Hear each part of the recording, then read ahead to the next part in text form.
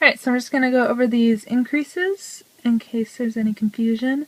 This is with the bristlecomb pine pattern where it's all stockinette stitch, and I've just worked a row 3 repeat on the first 8 stitches ending with 2 knits.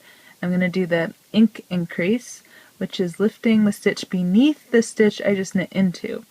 So I just knit this last stitch into this stitch. So I'm going to lift the stitch beneath that one, stick my needle right in there, and I'm going to knit into that, and knock my camera over. And that's it. On row 3 repeats, that's it. You just do the 1 increase.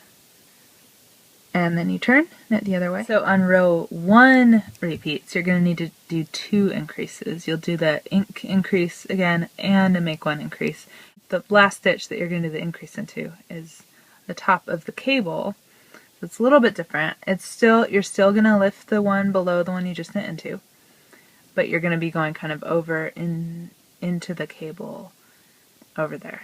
So this stitch right here is the one below the one you just knit into. So knit into that just like you did last time. Then you need to do make 1 increase as well. And the make 1 increase with the sideways edge cast on kind of thing, it's there's not going to be an obvious stitch running. That's how it is with all the different versions, but with the bristlecomb pine version, there's a good strand. If you can see, if it'll focus. The strand which is attached to this stitch on the left hand needle is the best one to knit into that I use. So it's this strand right here. If you lift that up, if you pull it, it'll pull the left hand stitch kind of tight when you pull it up, which is a good thing because it'll mean you're not going to get any holes. It'll all be pulled nice and tight. So if you can see that, that's what you stick your needle on, and then you knit into the back loop, and that's your second increase. And now you have 10 stitches on the needle there, your 8 stitches and your 2 increases, and turn and purl back. Ta-da!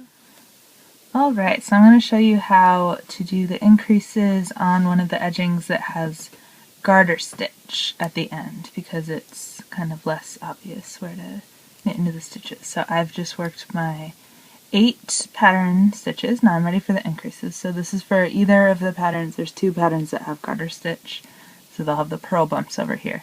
This one is the 2 different colors, so it's easier to see a little bit, but it's the same thing for either one.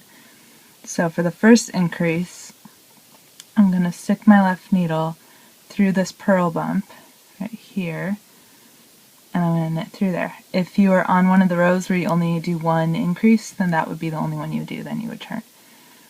Every other row you'll do 2 increases, so for the second one, you're going to take the purl bump below the one that you just went into, which is blue because they're the 2 different colors, you can see.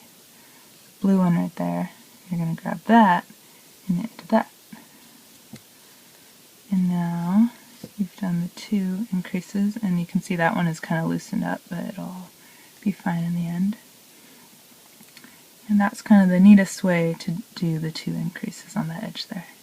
And just do the same thing on every one, and then you'll have a nice neat pattern along the edge as long as you always do the same way. Then you'll turn, and you'll slip the first one with yarn in front, and then go on with your row. There you go. So I'll show you the same thing with the pattern that only uses one single solid color yarn, so it's a little bit harder to see, but it's the same thing. So I just worked my 8 pattern stitches, and now I'm ready to increase 2. So the first one, which is the same as every row when you increase 1 or 2, the first one is that purl bump below the stitch which you just knit into.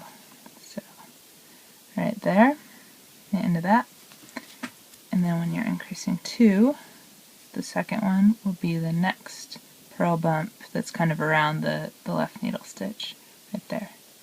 So you stick your needle under that, knit into it, and drop it, and that's what it should look like.